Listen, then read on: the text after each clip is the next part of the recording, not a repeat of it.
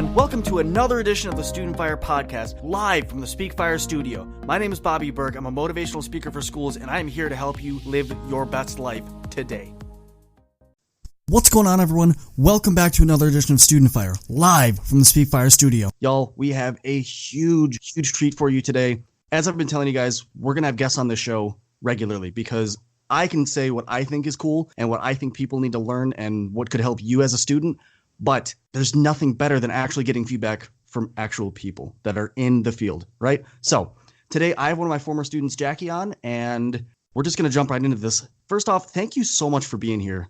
I know it was a little bit to actually get things working, but Jacqui, I'm so thankful to have you here. I am very excited to be on this show because I've been listening to your podcast for a while, and it's just given me more drive than what I have. Like, as an individual, like, I have drive, but this podcast in particular just gets me motivated and ready for the day, and I can pretty much conquer anything. So I really appreciate you being here. Oh my God, thank you. That's so cool. Y'all, this is why I do this. That's the coolest thing. Tell us a little bit about yourself. Where are you from? I mean, I know, but our audience doesn't. You know, where are you from? What are some of your hobbies, and where'd you go to high school at? So I'm from Downton, Ohio. That's like small town, literally surrounded by farmland, and the two closest cities are Akron and Worcester. So it's just a really small town. I went to high school at Downton High School, and I graduated year 2017. So shout out to the 2017 graduates.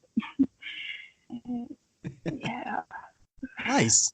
Some of my hobbies, they include writing, photography. Nice. Oh, that's awesome. What was it that made you decide to go to college? And when you went, how did you actually decide what school that you wanted to go to? Well, originally, when I graduated high school, I moved to Philadelphia, and I was going to go to the College of Philadelphia, which is like the community college. And then I was going to do business management regardless of what school I went to. I like to do a lot of different things, but I especially like leading people. So I just thought starting my own business would be a great start. But I didn't actually go to any college until I moved down to Cincinnati. And my boyfriend at the time was going to college, and I was like, I'm so motivated by this right now, and what better time to start? Nice. So let's get into the nitty-gritty of this a little bit. When you started school, what were some of the challenges that you really found being at a brand new school in a completely new area? Making friends is harder as you get older, I've noticed.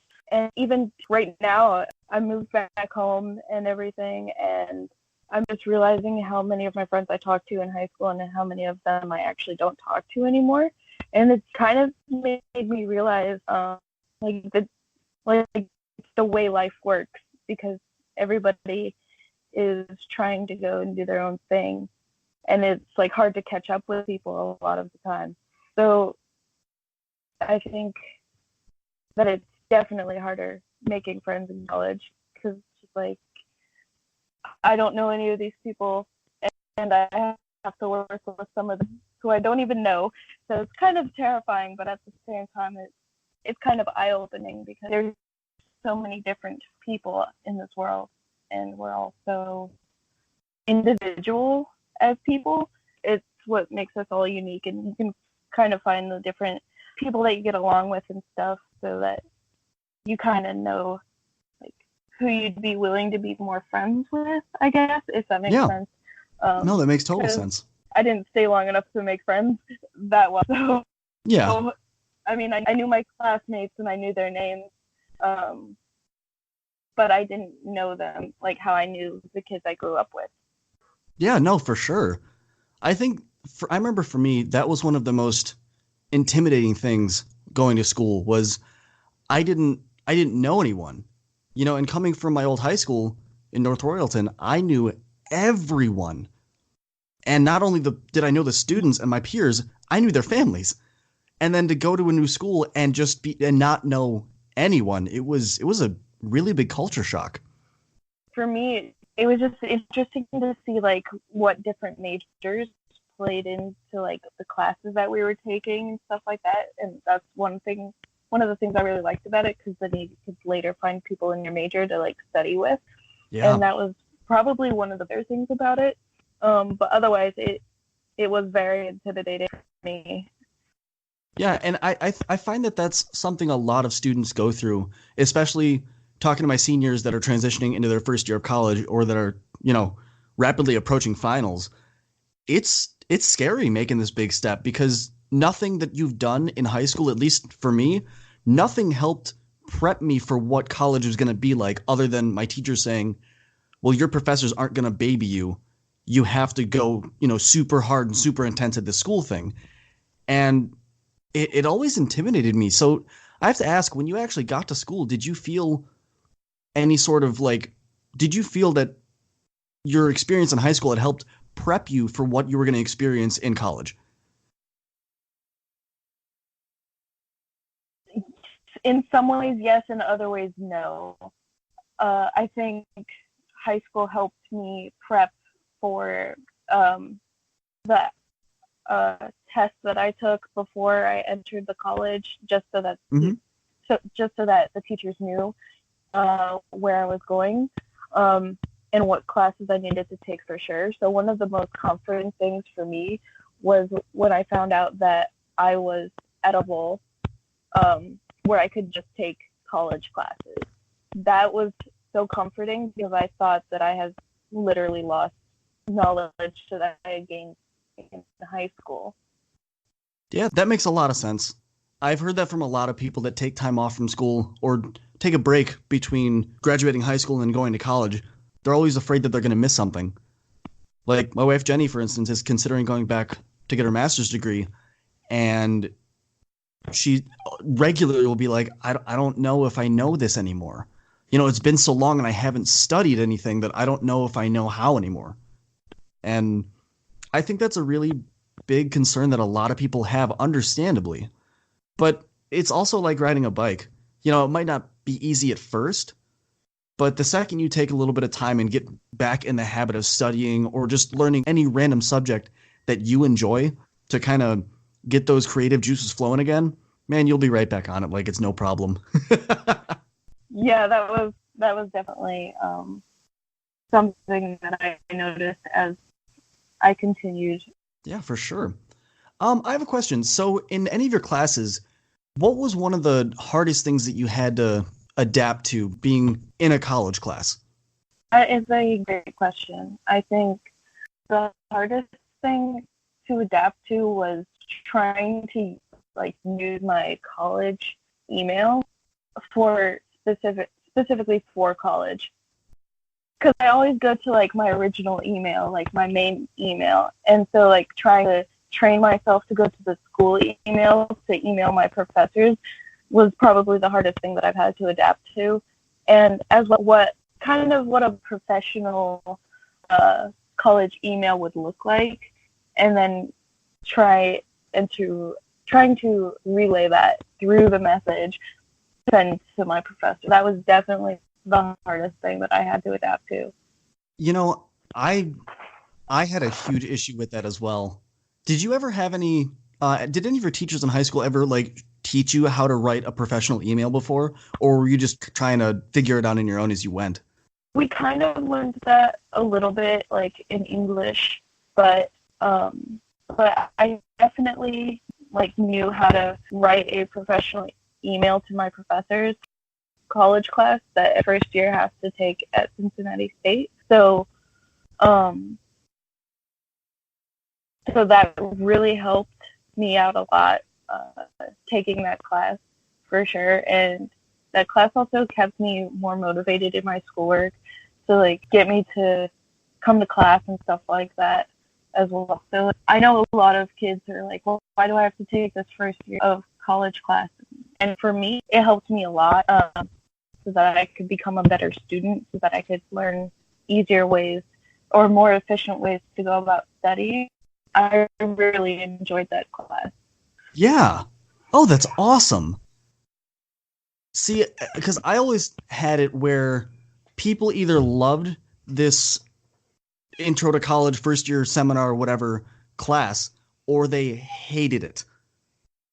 And I don't know. That's really cool to hear it from your perspective like that, where it may not have been your most exciting class, but you learned a lot in it, and you could see the value that the school is providing you by making you take this class. That's really awesome. Yeah, that was one of my favorite classes. And the other cool thing about it, that class specifically, was that it wasn't a terribly long class, first off. Secondly, I didn't have to be there until 11, so I got to sleep in a little bit. Nice. Yeah. And then it also made me feel more prepared as a student to know what I was going into as it got heavier and as homework got heavier and stuff like that. So it was really refreshing to take a class that it wasn't hard, but it wasn't easy either. It was literally teaching you how to get through college, and that's one of the things I loved about it. Because in my mind, before going to college, I was like, oh my gosh, how am I going to do this? Like, how am I going to get a good study rhythm down so that I can pass my classes? How am I going to do this, that, and the other? How am I going to schedule myself? Different things, and it was just so refreshing to have that class. Oh, absolutely. And truthfully, that's one of the main reasons I did the last How You Learn series on the podcast is I didn't realize how many students don't know how they learn. And it's not their fault, or it's not the fault of anyone, really. I found that high schools and middle schools teach their students in a kind of catch-all way where your teacher's doing the best they can, and they'll adapt their teaching style as best they're able. However, oftentimes it winds up being where you might have someone that's really good at, listening to lectures, and they learn very well that way. Whereas you have a student like me where I don't retain information like that at all. I retain it best by actually teaching it back. And that kind of makes the learning dynamic a little funky. But the fact that you had a whole class that, taught you this, that's so amazing.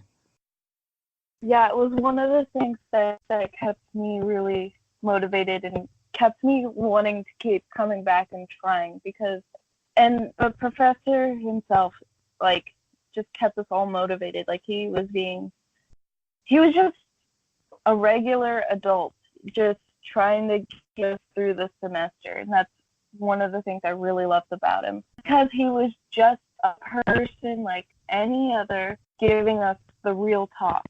And some of us need to hear the real thing. I really appreciated that about him. Oh, and seriously, that right there, for everyone that's listening, for everyone that's considering going to college, for everyone that's a little apprehensive, that is the most important sentence out of this entire podcast series, is that your professors are people. And at the end of the day, truthfully, all people want is to see others succeed, especially your teachers. Yeah, they might be a little harsh. Yeah, they might get on you a little bit at times, but they really just want you to succeed, and they're there to facilitate that. They want to help you be the best you that you can be.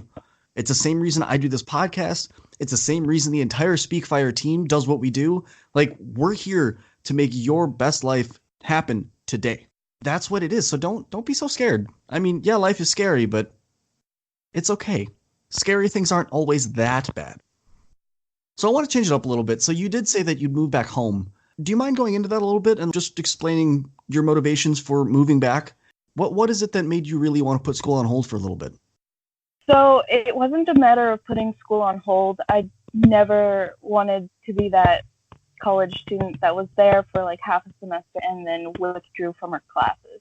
I never, ever thought that would happen. But I was living with my boyfriend down in Cincinnati, and he wasn't a terrible person, but there were just some things about him that I couldn't tolerate, and I couldn't keep hurting myself anymore going through it. So I broke up with him, withdrew from my classes. Actually, I broke up with him when I was visiting home, so I broke up with him over the phone. I drove home later that night, down to Cincinnati later that night, and then the next day I was so irritated because I knew that I had to withdraw from my classes because I knew that they were going to transfer because it was just the middle of the semester. So I withdrew from my classes, packed up all of my stuff by myself. I took it out to the car, by myself and immediately just left and drove back home. I just couldn't keep putting myself in a situation where I felt like I was more angry all the time. I was depressed because I had to drive 3 hours to visit my mom or any of my friends because they all lived back in my hometown. So moving home, saving money seemed like a better idea to me in the long run. And I could always go back to school later, but at this point in time, it's just a matter of getting myself off my feet again and just going through the ropes that I had to go through before to move out of my mom's house again. So I drove 3 hours to come and visit my mom and my friends who were back in my hometown. So that was really frustrating to have to deal with that every time I wanted to see my mom or every time I wanted to see some friends. And or to see my grandparents even, because my grandpa is not doing very well. And moving back here and putting my studies on hold seemed like a decent enough reason to just to spend more time with him. And then also not having to deal with feeling stuck in a relationship. That is something that I never want to get into again, is feeling stuck in a relationship. So moving back and having a mom that was willing to help me or is willing to help me put back money to save up for an apartment after my lease is up in Cincinnati and stuff like that is really helpful. And she's one of the reasons I am so motivated and so driven to do the things that I do, because my mom did it all by herself. She raised 3 kids by herself. So it's definitely one of the things that I admire about my mom, and I aspire to be similar to that. So. Wow, that's incredible.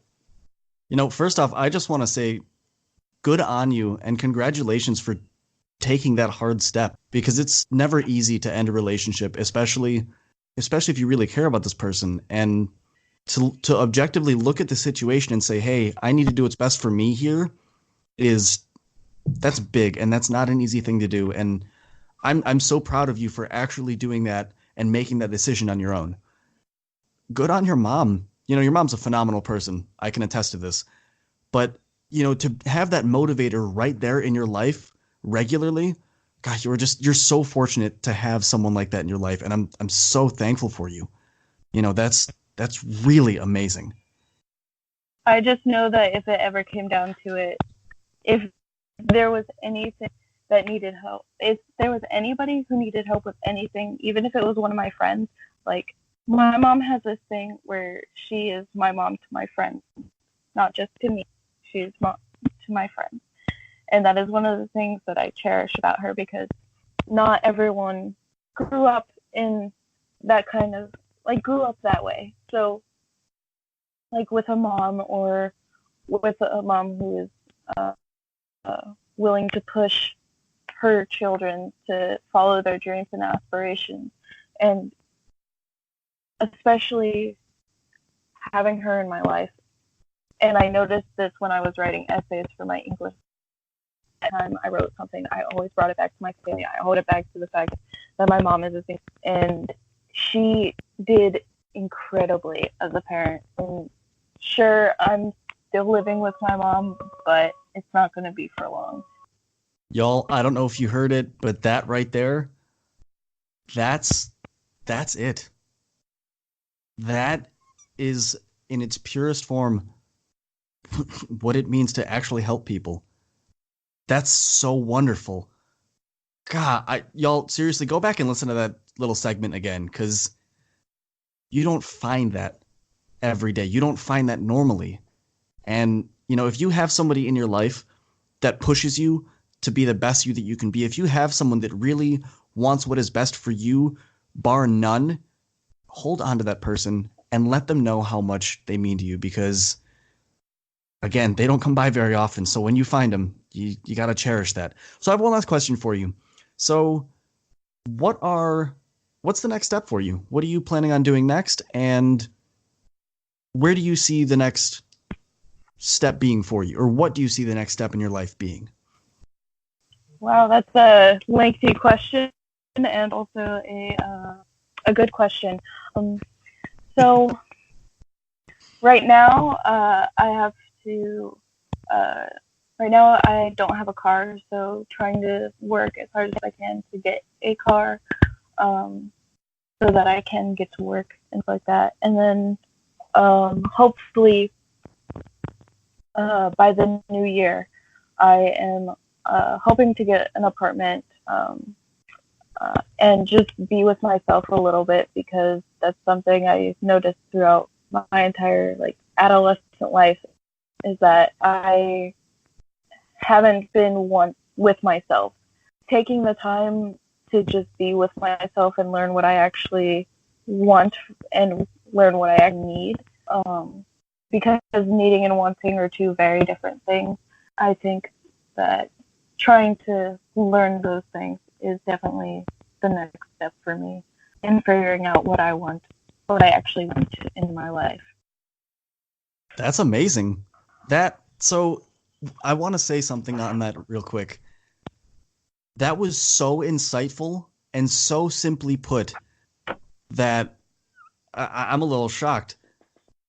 See, a lot of times with the students that I'm working with, I try and push a lot of, finding what you want, as I know I did with you and any Delton students that are listening to this that I interacted with. I've asked you this at least once, because I would always get questions of, what's the next step? What do I do next? How do I do this? How do I make myself successful? And we'd sit down and I'd say, okay, if you knew that you had food, clothing, water, a house, every single thing that you could possibly want taken care of, and money was not an object, what would you do? And I would keep, pressing these questions to get you guys thinking, to see what you really want in life, because far too often people go through school and they just kind of haphazardly go and don't really think much of it. And then all of a sudden, college hits and you're going, oh man, I feel lost. And what you just said is, you have this time now to focus on you, and you're going to use that time to focus on you. And I just want to stress how important that is, because at the end of the day, you are it. You know what I mean? Like, you are the focal point of your life, and everything else in your life can be great, but if you're not doing great, none of it matters, right? You got to make sure that you're okay. And I want to commend you, because that's phenomenal. I thank you so much. It has been really hard trying to get to this point, and a lot of people my age aren't even remotely close to this point, but I've had to go through a lot in order to get to this position where I actually just needed to be like, hey, focus on yourself, love yourself, be the best you that you can actually be, and do phenomenal at it. Because one of the things that my mom always taught me, like I said, always going back to my mom, just find the thing you love doing and go with it. Make it yours no matter what. And don't you dare let anyone take that from you. That is one of the things my mom has taught me that I am now sharing with everybody listening. That's awesome. That's what's up, y'all. That's it. So, Jacqui, this has been wonderful. Thank you so much again for being such a fantastic guest on this show. Do you have anything you want to say before we close it out? I want to share a quote that I learned a long time ago from Dan Howell. He's a YouTuber that I've watched since middle school. And one of the things that he said that really hit hard with me when I was going through a phase in my life where I was really depressed, is just saying, all he said was, do whatever you have to do to be happy. That is the number one thing I would love to share with everyone. And I know that he has his audience, but at the same time, I think that relaying his message is worth it. Like, even if it's just the smallest thing, like change, like the pillow that you have because it's too flat or too hard, do it. Whatever you need to do. Yeah, that's it, y'all. That's it. I love that so much. Thank you for sharing that. So again, y'all, we're going to start doing this more. We're going to start having more guests on the podcast because I need to know from the trenches what it's like. And I want to hear from you. So if you want to be a guest on the podcast, please reach out to me. I'm on Instagram, Facebook, TikTok. If you're not following my TikTok, you totally should. It's at Bobby Berg. Shameless plug over. But no, y'all, thank you for checking this out. It's been wonderful having you guys, and we'll catch y'all in the next one. Peace. And we are SpeakFyre. Who are we? We are a collective of inspirational, motivational, life-guiding speakers here to help you make your best life available and real today. For everyone that's looking for anything and everything leadership, you have to check out my guy, Michael Gingras, over at Leadership Fire. For my youth that are coming up, for those of you that have questions that need answers, go hit up Sean B. He's the host of Young Fire, killing the game every single Monday. For those of you that have questions that go a little deeper, for those of you that need that internal fire inside of you, not just sparked, but you need those flames fanned, go check out Aisha Thomas with Internal Fire. For my fathers, y'all, you are the real MVP. Go check out my guy Jody Cedric, the host of Father's Fire. For my champions, for my people that need to be the champion of not only their day, but their entire life, man, you'll gotta check out my man Neil Legend over at Champion Fire. For my students, doesn't matter if we're talking elementary, middle school, high school, college, my graduate students, all of you, for everything student empowerment, student leadership, and student productivity, tune in to Student Fire with me, your host, Bobby Berg. We are SpeakFyre, live every Monday morning, 4 a.m. Eastern Standard Time. You gonna wake up with us? Let's get it. Whew, that was another awesome episode of the Student Fire podcast. Thank y'all for sticking around for this long, but I got a question for you. Have you ever thought about starting your own podcast? See, when I was trying to get this podcast off the ground, I had a lot of questions, like how do I record an episode? How do I get my show to apps? Like, do I have to do it individually, or can I just have one place that does everything for me? And most importantly, how do I make money from my podcast? Is that even an option? Well, honestly, y'all, your answer is Anchor. Anchor is the one-stop shop for recording, hosting, and distributing your podcast. Best of all, it is 100% free and ridiculously easy to use. And now, Anchor can match you with great sponsors that want to advertise on your podcast. Yes, you. That means you can get paid to make the podcast. You can get paid to podcast the right way. In fact, that's exactly what I'm doing right now by reading this ad. If you want to get down on this, if you want to make your podcast a reality and you want your success and your word to be a thing, man, you already know. Hop over to Anchor and give it a start. You won't regret it. Catch y'all in the next episode. Peace. I am excited to bring you my new book, Trendsetter, 7 Steps to Radically Stand Out to Be the Best You. This book details my journey of coming to the United States and being excited to embrace the American culture. But unfortunately, my culture was not accepted, and I found myself being bullied as a young girl. And in this process, I decided that I wanted to disconnect from my culture to be more accepted into American culture. And through that process, I got so depressed from trying to fit in that I attempted suicide my freshman year in high school. So this book talks about the journey of what I did to become radically transformed, to be the strong woman I am today. This book is something that's really going to enable the reader to understand and embrace who they are embrace what makes them special, and become radically transformed.